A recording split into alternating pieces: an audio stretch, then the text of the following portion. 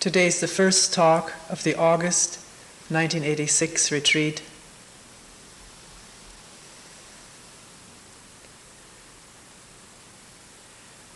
Right at the beginning, let me clarify some of the announcements of last night.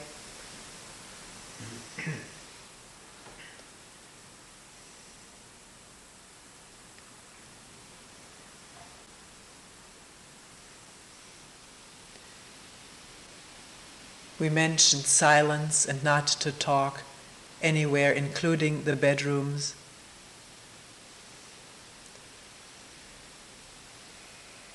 One may find oneself with someone one knows.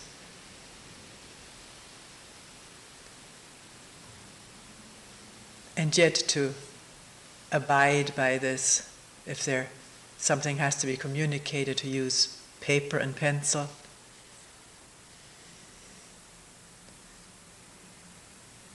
Because if one does talk, it doesn't only affect, we don't only affect each other, but there are people who live left and right and below and above.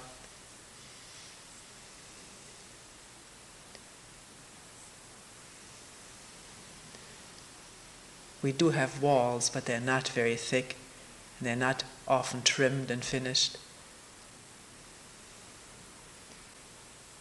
So voices, even whisper, does carry. The other thing that was talked about was reading. I didn't speak about it, I will do so now. If you do want or need to read, go someplace where you're not in a public area, outside if it's not raining, or we mentioned the exercise room where there is even a table set up and chairs.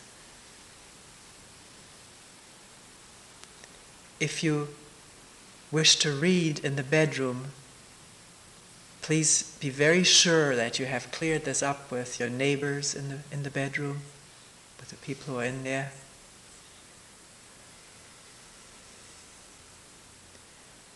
Because a person who reads can be a disturbance to a person who does not read, even if one could say, what's the sound of a turning page when there are millions of leaves turning in the wind?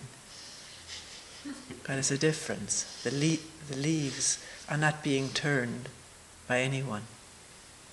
They don't have printed words on them.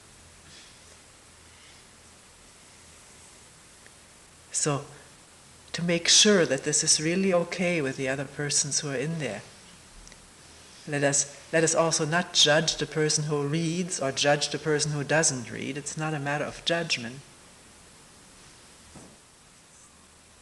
but not disturbing each other, impacting each other unnecessarily.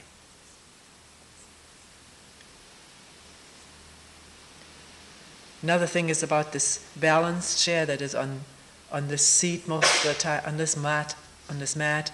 Most of the time I'm not in here. The only full length round that I sit is before the talk, but before all of the meeting periods, I sit just for a short period, sometimes not at all.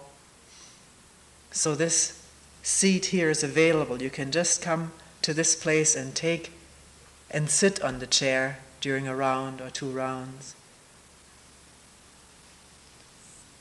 or during a talk. Also, if you feel the need of sitting in a small area rather than the sitting room at night, it is all right to come to the meeting room and use that area. Just to leave the things the way they are when you leave. And not to use the little bathroom next to the meeting room.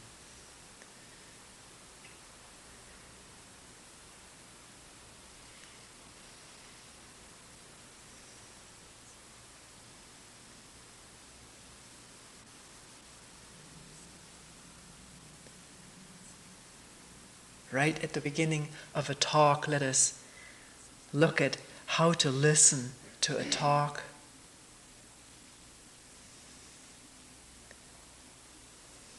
What is right listening?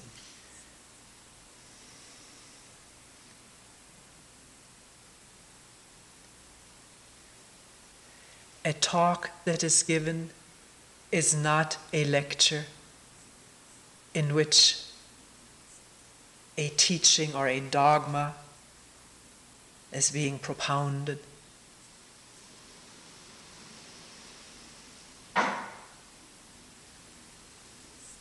So, it is not listening like to a lecture in which one tries to remember things, store them up, or find something in the lecture that one can agree with, or find lots of things in the lecture that one disagrees with, or comparing the material that is presented with the material some other lecturer has presented.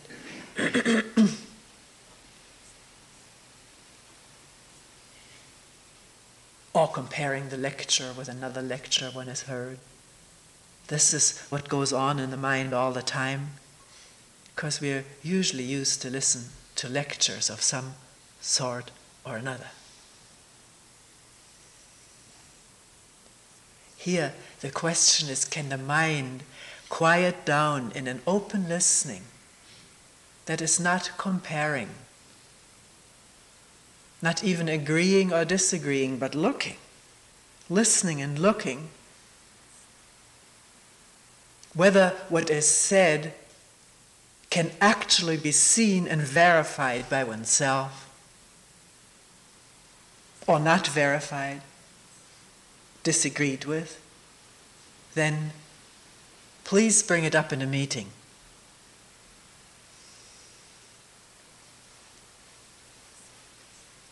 We have no questions after a talk, but there are pencil and paper, so if something is not clear or you feel it is not so, please write it down and bring it to a meeting, and we will open the whole thing up afresh.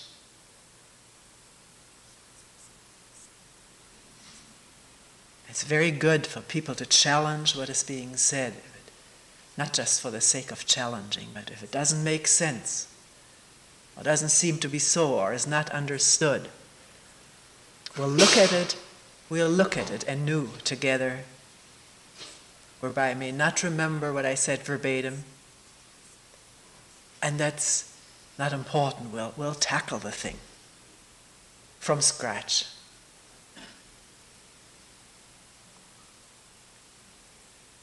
But is it possible during this talk to come upon this open listening, which is awareness without background?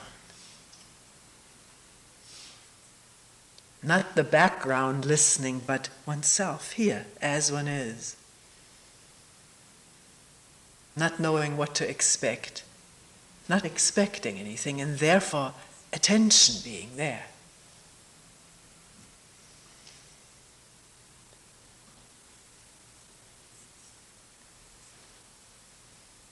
It, particularly in the beginning, seems to be arduous because we're not used to listening this way. Our mind is constantly roaming in its various channels, either not listening at all and thinking of something interesting that happened yesterday, or looking forward to something that may happen in the future, or immediately taking off on something that is being said and associating with it what it reminds one of, and then one association after another, and what is being said passes by unheard. So to allow the energy to be in the listening and looking.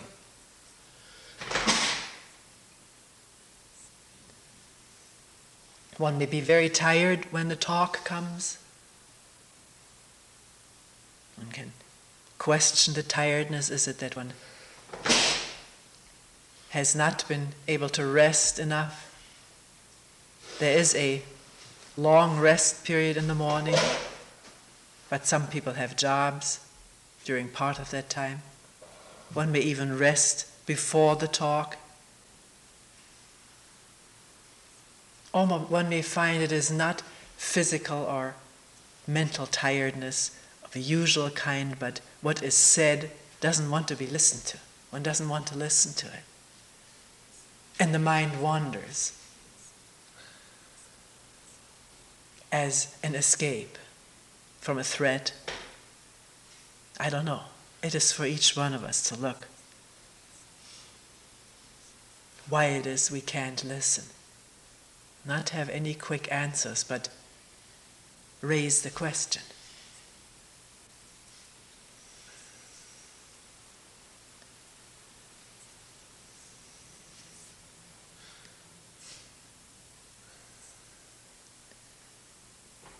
One thing I want to mention this in this retreat from the beginning, it has been brought up a few times before by people.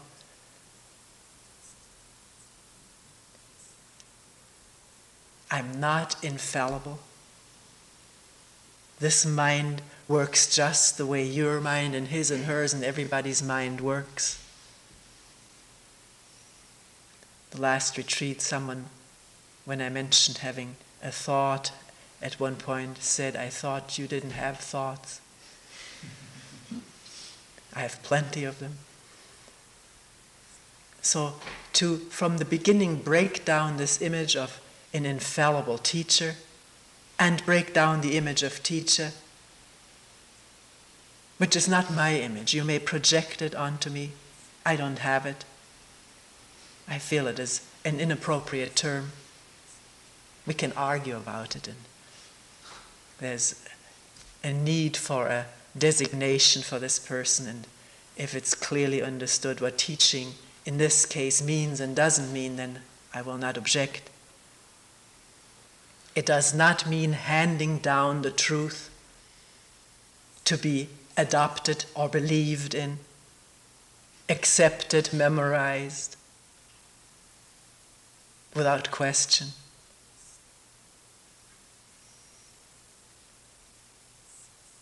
I usually comment on how this mind works as it is observed this moment, not read in a book and remembered from the past, but looked at right now, because there happens to be this capacity for a human being to observe the mind as it functions without being entrapped by it. Not all the time, not in perfection. Perfection is another invention of this human mind. But the capacity, the possibility to observe what is happening in this mind so one is not entrapped or deceived, and therefore need not deceive others.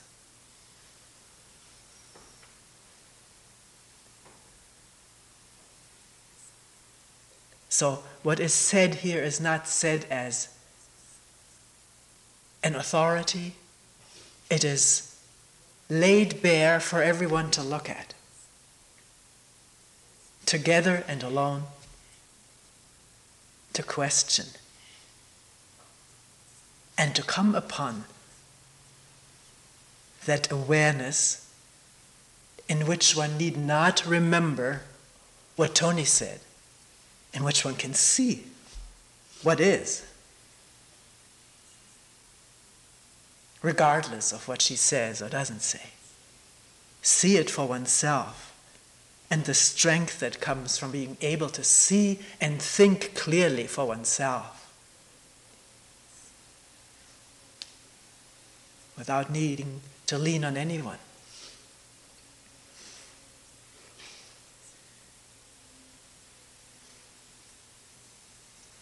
So the relationship between you and me is not one of student and teacher. I do not see it this way. And I'm not just saying that to sound different or interesting. It is so. Not one of the people who come to meetings do I faintly think of as being a student. or a student of mind,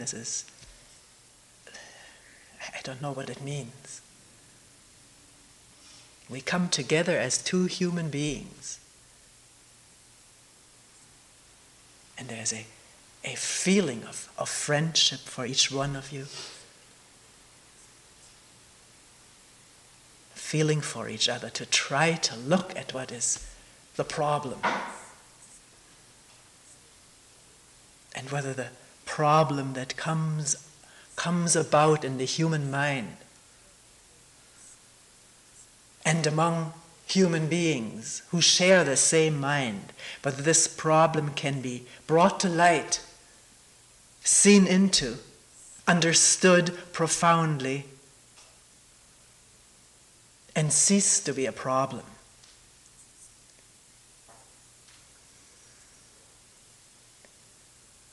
So we're not concerned with solving problems or answering questions, but with understanding problems, understanding questions, allowing them to operate, so that in the light of the question,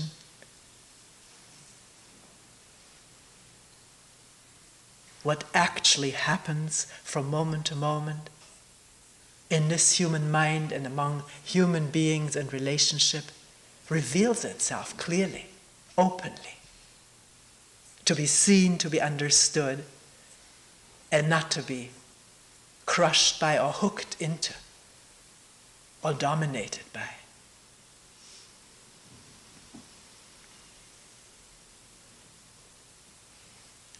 Unless there is this freedom in an individual human being to understand this mind and not be hooked by it, identified with it, deceived by it. There cannot be the freedom of a loving relationship among human beings.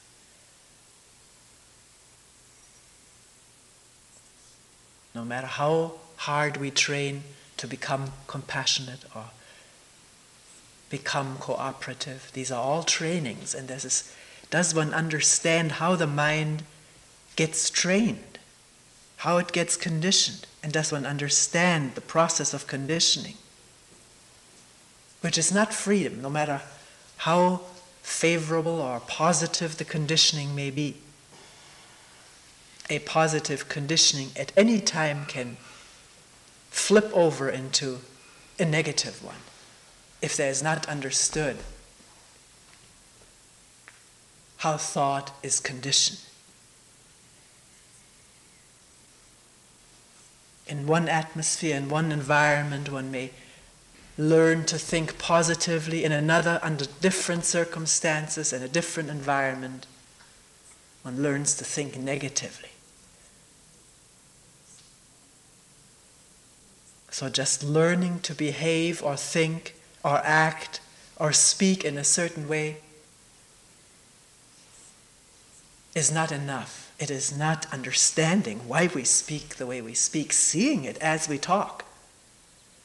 The edge in the voice, the anger, or wanting to please.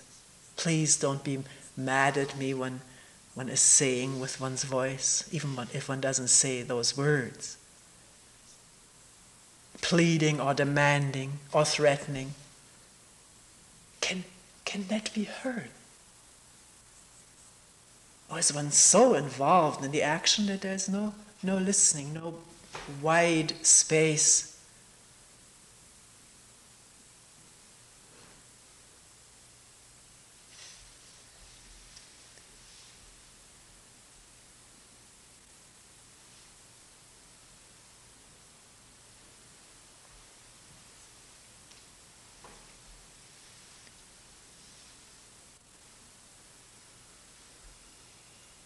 The question comes up, what do you practice here?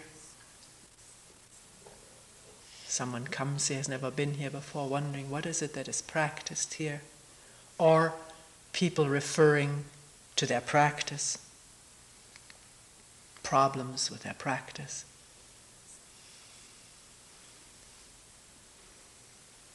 I don't use this word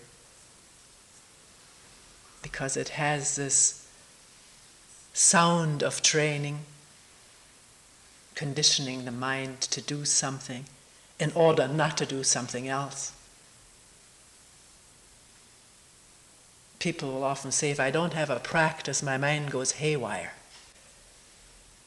If I don't have something to focus on, my thoughts are all over the place.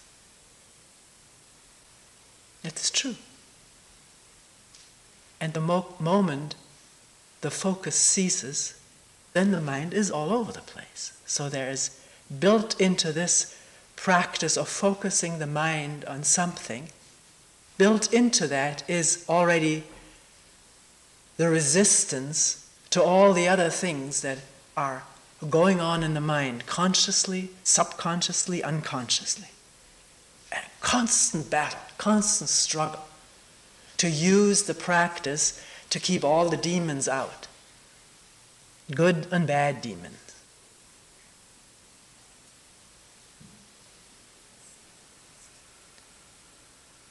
Why does one do that?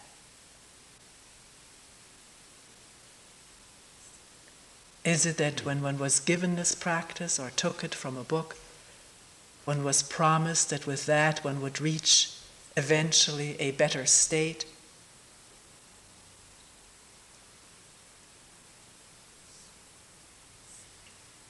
So one will use the spiritual practice, as it is called, as a means to an end. The end being what? As we look at it right now, the end being what has been promised, isn't it? Liberation, enlightenment, freedom. In words of different cultures where different spiritual practices have originated.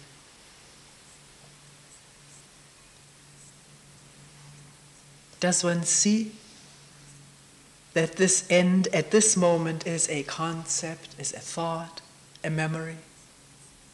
Nothing real.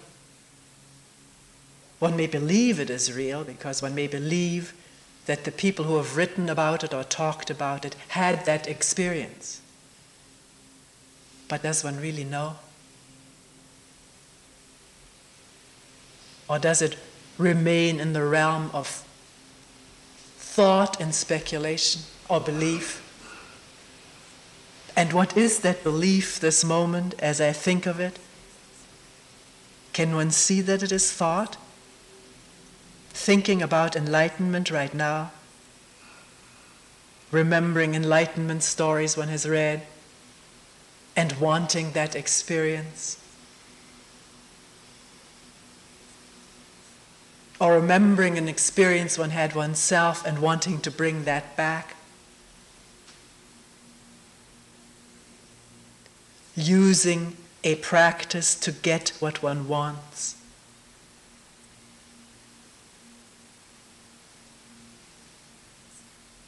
Assuming that there is such a thing as getting from here to there, making that step from means to an end. We've been brought up this way, so our mind thinks in those terms. Work hard and you will get an A in school, get lots of A's and you will be accepted to university. Be summa cum laude student and you will get a job, a good job. Do well at the job and you will rise the ladder.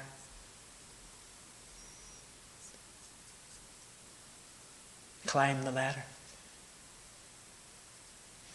All of our life has been this kind of assumption, this kind of action. Do this in order to get that. And when you get that, do something again to get further.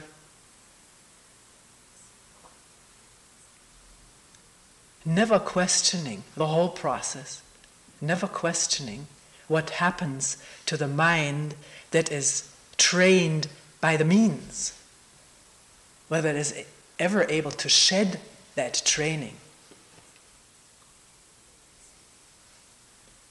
or whether when an experience does in fact arrive, when it is abating, fading, there is the mind that has been conditioned by the means, and it continues to churn along the same track.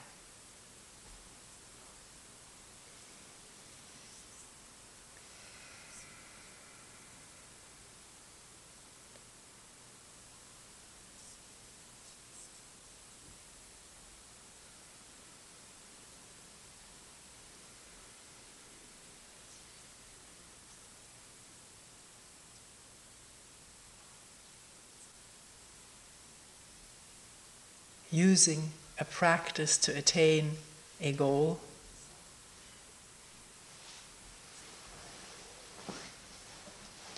does that allow the mind to be openly aware of what it is doing right now?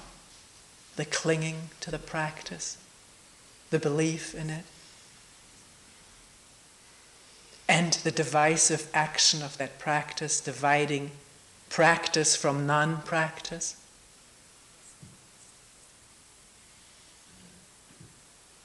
Struggling with distractions, labeling something that comes up as a distraction without understanding what it is that is coming up. Using practice to control, to keep under control.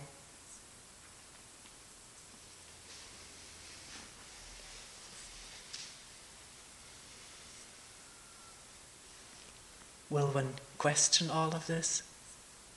Wonder about it?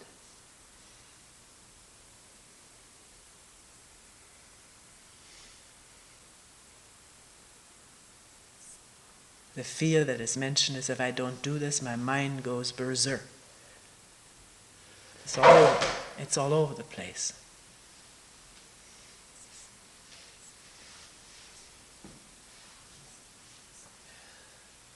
What does it mean?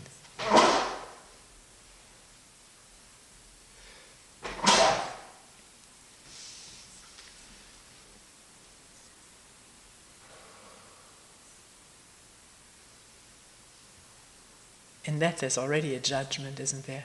I don't want that to happen, that's bad. I know it from past experience. I'm helpless in that. But one can question it nonetheless. What is a mind that is out of control?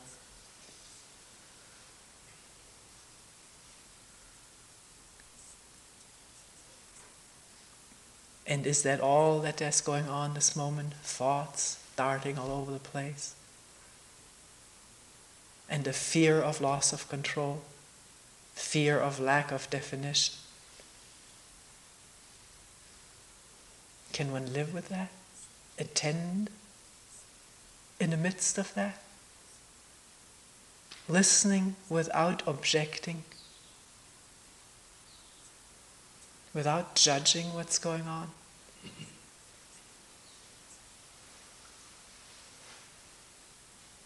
And at the same time, listening to what's there.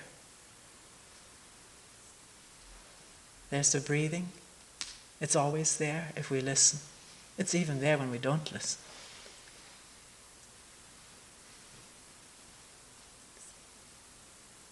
At times almost non-existent, at times heavy or shallow. It doesn't matter. It's there. In the midst of this chaotic mind, there's the breathing going on. And the heart is beating.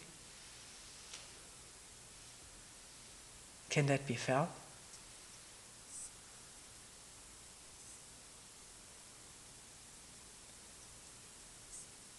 There are all kinds of physical sensations throughout the body. Painful ones, maybe pleasant ones, some strain, some ache, some tension, maybe in the neck, or in the back, and the knees. In listening to that, a strain someplace, feeling of tension. Is that a thought? In listening to the breath, doesn't have to call it breath. We do it here so we can communicate with each other, but in listening to just this, is that a thought? The sound of the leaves swaying in the wind, these are words, but there's also the sound of it. And is that a thought?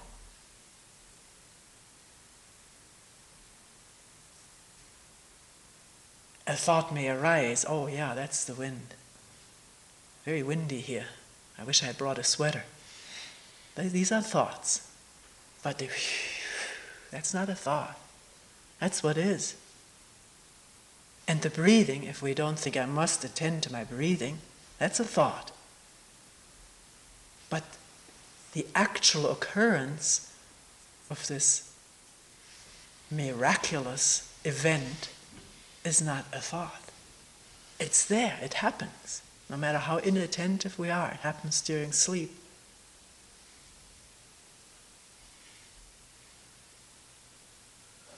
And the heart beating.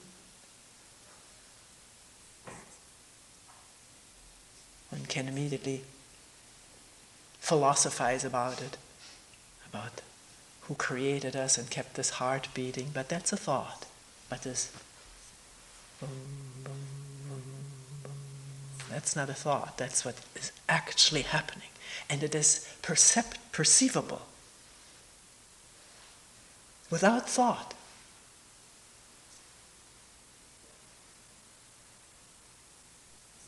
Maybe just for a fraction of an instant, but there it is. A perception without thought.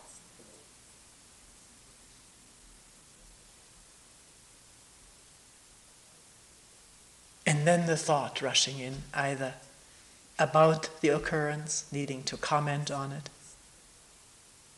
just needing to symbolize to oneself what one is doing. We need to do this all the time. We think we need to do it all the time. It seems to be an automatic mechanism in the brain, needing to tell itself what is going on. How am I sitting right now? Am I doing all right? What is the person next to me doing? I'm doing badly. I make no progress. Now I've got it. Constantly commenting, which are thoughts. What is being commented about has already vanished. It's already gone. But while we're thinking about what happened, we're not with what is happening. And yet, thinking about what happened gives us a sense of security and existence. The continuity of our existence in thought, by symbolizing about what just happened, abstracting into words. That's a mechanism that is perceivable. And it does not have to take control if there's awareness of it. Then it can shut down. If there is really wondering what is going on without knowing where one is, what one is about, how one has done, how the others are doing. Meaning exposing oneself vulnerably to what is happening inside and out without any kind of identity.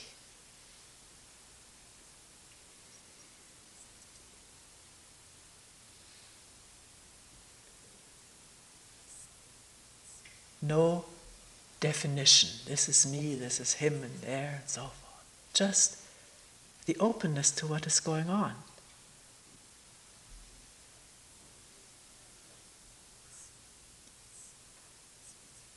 Thought rushes back in, and there is what is termed the chaoticness of the mind. can one abstain from labeling it judgmentally and just, when there's a moment of awareness again, realize that thought had taken over, jumping from one train to another, and conflicting thoughts, conflicting imaginations. Just to see it without judging it when there's awareness. When there's no awareness, there's just jumping from one train to another. Or let's say, one train of thought associated with another train of thought with another. There's really no one who's jumping. It's just a succession of trains of thought. And the associated feelings and emotions that go with every single thought.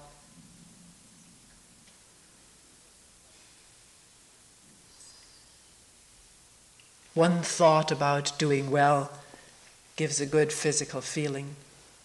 One thought about not succeeding or failing gives an uncomfortable, unpleasant physical feeling.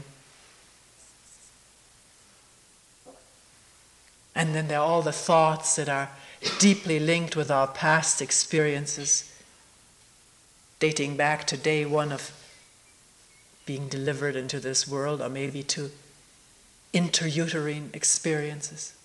All those infinite experiences being linked somehow or other with our present thoughts, emotionally. Wondering why one feels so scared and not knowing what it is that causes it.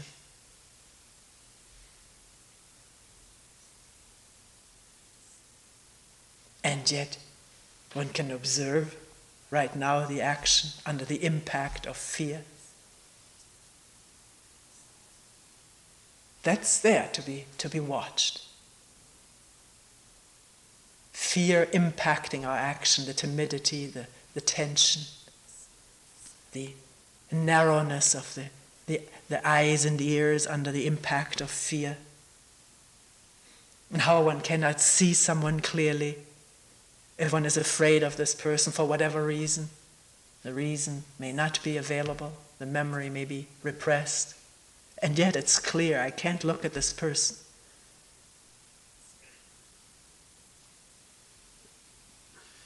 But I know what he's going to say or what she's going to do. The anticipation of action, which may or may not be true. This is open to observation without any interpretation. It's happening. And is the observation, the awareness, free from judgment? Meaning, it shouldn't happen. I wish it didn't happen. It doesn't seem to happen to the other people, only to me. That's not awareness. That's thinking again.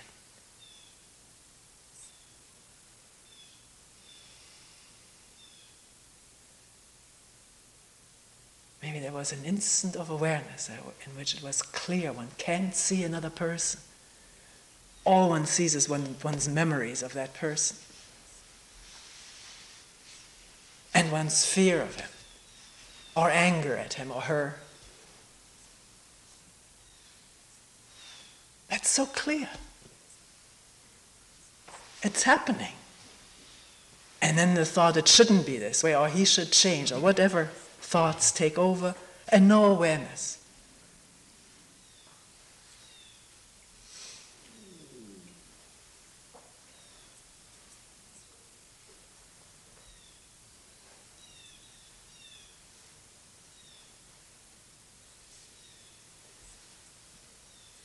So if one has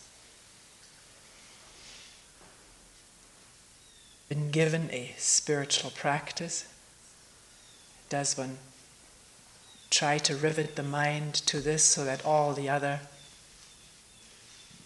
will not be disturbing, will be kept in abeyance? Actually, I think we have sufficient psychological knowledge to know that nothing in this human mind can be kept completely in abeyance. What is repressed does not cease to function. It just functions in devious underground ways.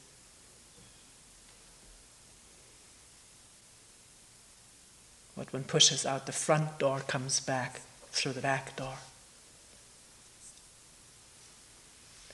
And to the extent that emotions, feelings, experiences are repressed,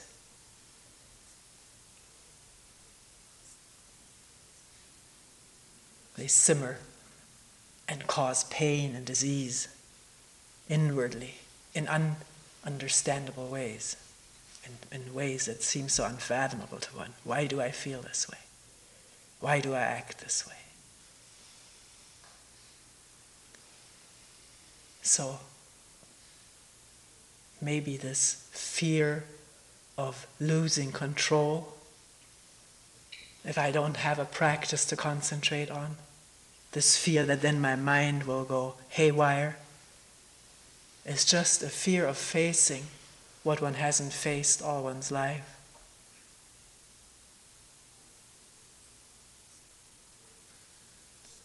Fear of facing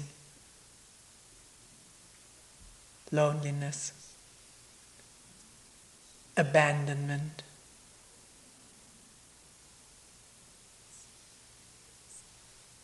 loss of who one has depended on, fear of being nobody in comparison to everybody else who seems to be somebody. Anger, rage, jealousy, envy, all of these, this whole spectrum of human emotions is in us. Either repressed through a control mechanism, which can be a spiritual practice, or one begins to allow it into awareness. Not digging for it is not necessary, it's there. The mind doesn't control and cling to idealistic images of oneself.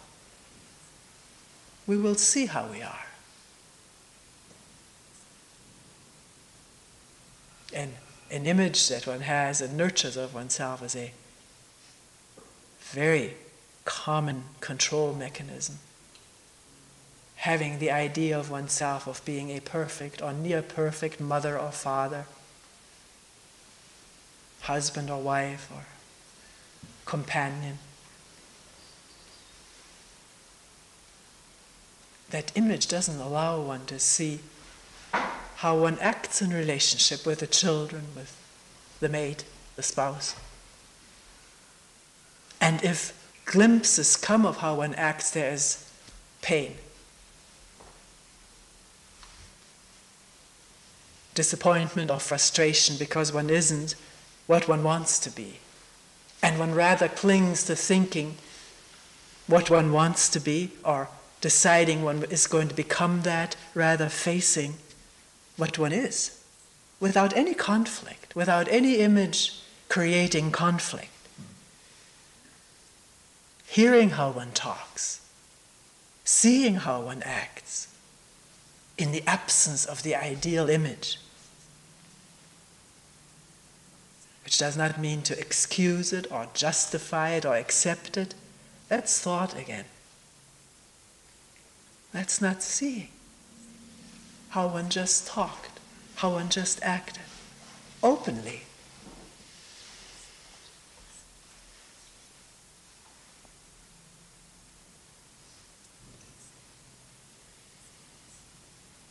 One person mentioned the tremendous pain of negativity in his life.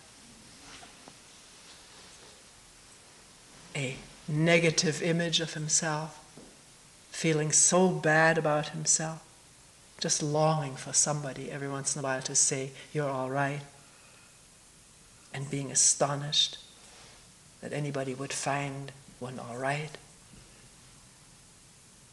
That's negative image. And it does not exist in a vacuum. It exists in comparison to having a positive image of how one should be. Neither image allowing to see how one actually is. And allowing that spaciousness of observing to include everyone else. If that spaciousness of observing oneself and everyone else in relationship is there, fault-finding withers away because we see that we're not different from each other. In these fundamental ways of relating through comparison, through images, through jealousy, all of this, what is going on in human relationship, is not unique to any one of us.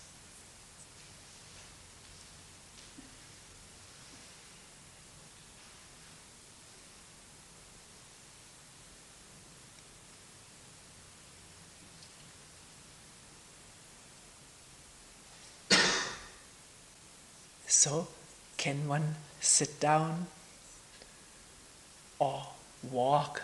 It does not have to be in a sitting position, in a silent retreat, opening up in all vulnerability to what is actually there, to what is actually going on.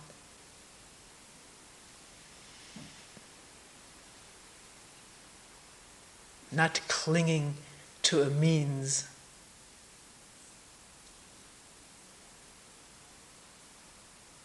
to banish all negative or distracting feelings, emotions, thoughts, but becoming aware of them.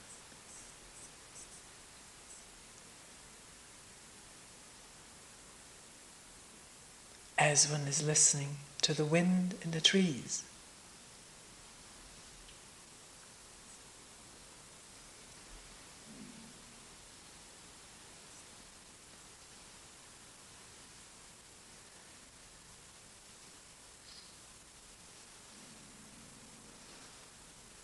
As one can sense the warmth of the sunshine, the coolness of the breeze,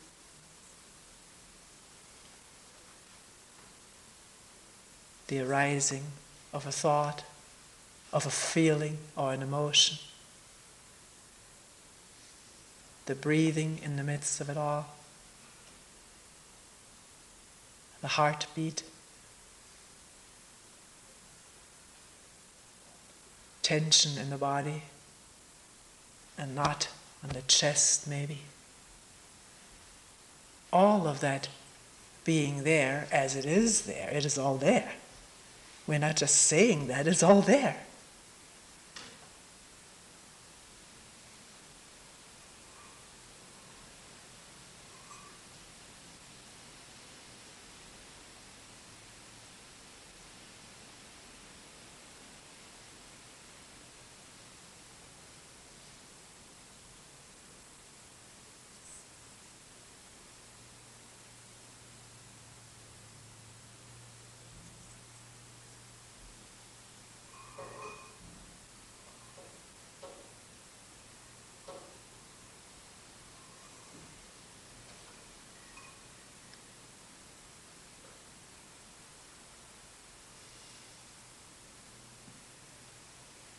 One may find in experimenting with this that when there is open listening,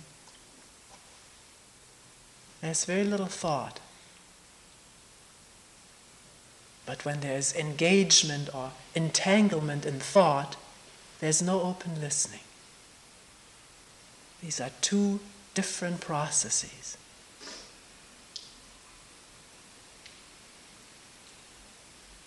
They may alternate so rapidly that It isn't clear. But one can try again and listen.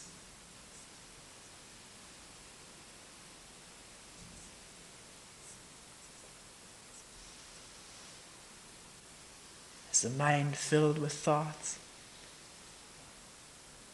Then the thoughts are all there is.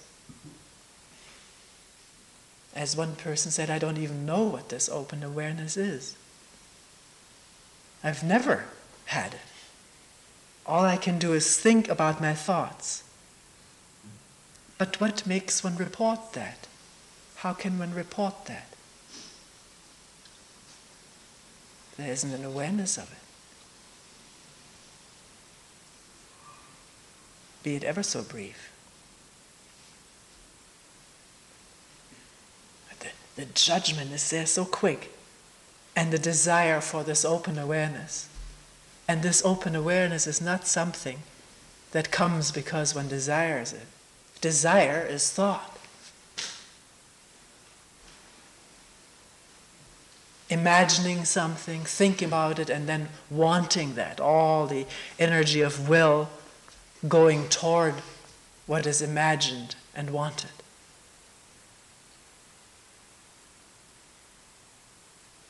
That can become crystal clear, that process.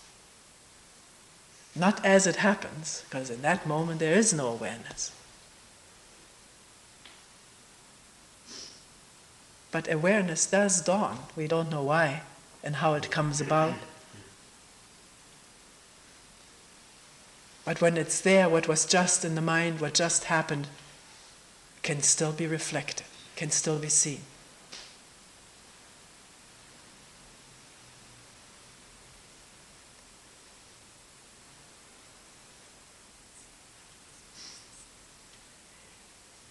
So, in sitting down, does one practice awareness of the breathing, or will one listen to it because it's there? Not rivet the mind to it, but allow everything else to be there too.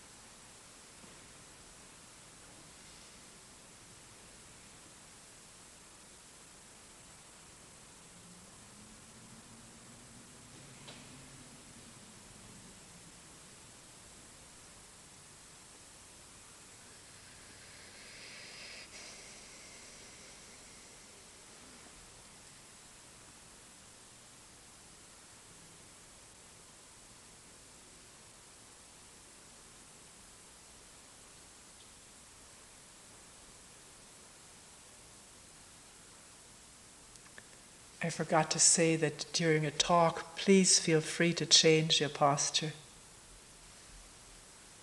and start out in the most comfortable posture so one doesn't have to battle with pain.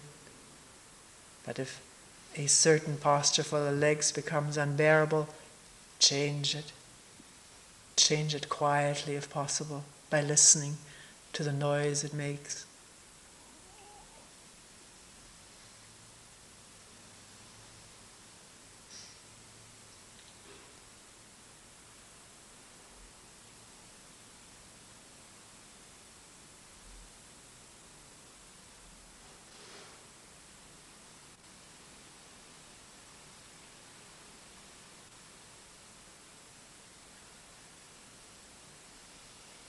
We will end here for today.